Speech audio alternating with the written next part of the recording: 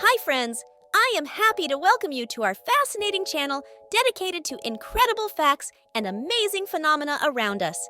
Here, we will dive into the amazing world of knowledge, uncovering unique aspects of our planet, exploring mysterious events, and delving into science and history that will make you wonder.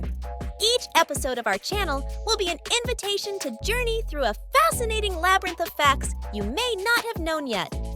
We will touch on topics from the mundane to the fascinating, from incredible discoveries to strange phenomena that appeal to our curiosity.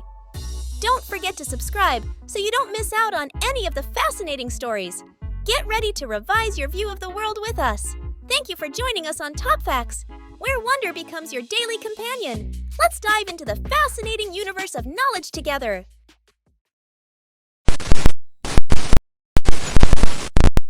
Geronimo is a word that has become the distinctive battle cry of American paratroopers, adding a dose of bravery and determination to their actions.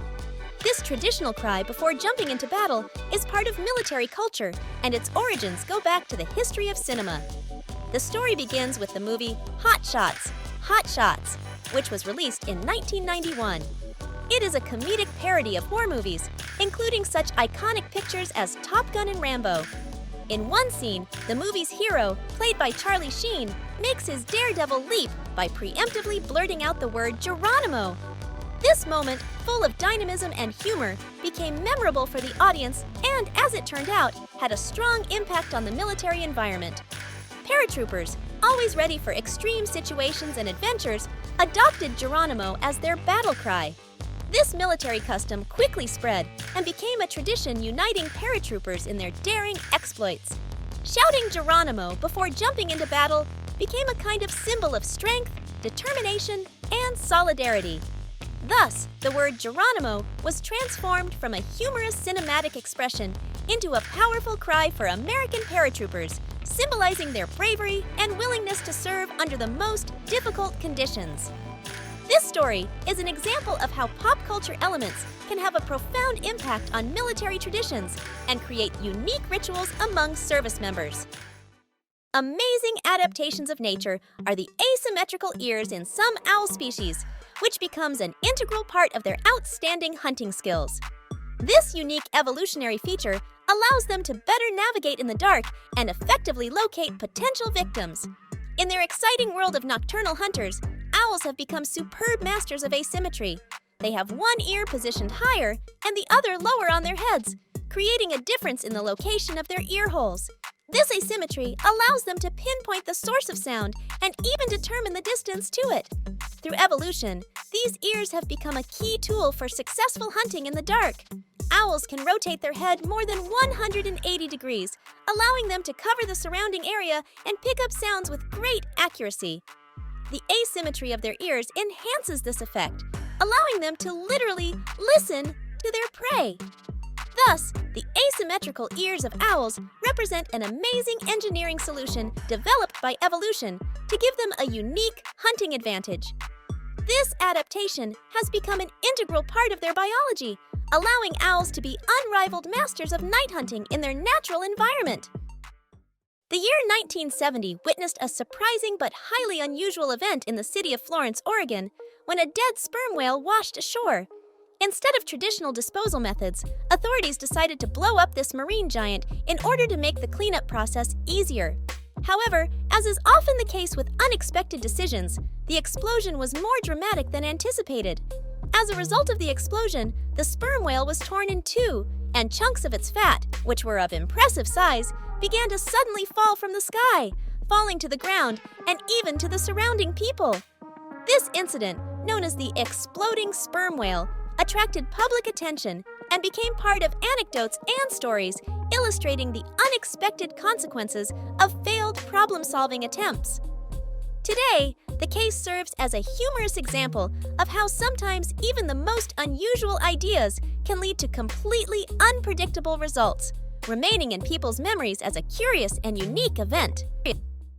Lake Kivu, located on the border between the Democratic Republic of Congo and Rwanda, is a unique body of water with the unusual danger of methane accumulation in its depths. Methane is a flammable gas that, under certain conditions, can cause serious problems, up to and including catastrophe.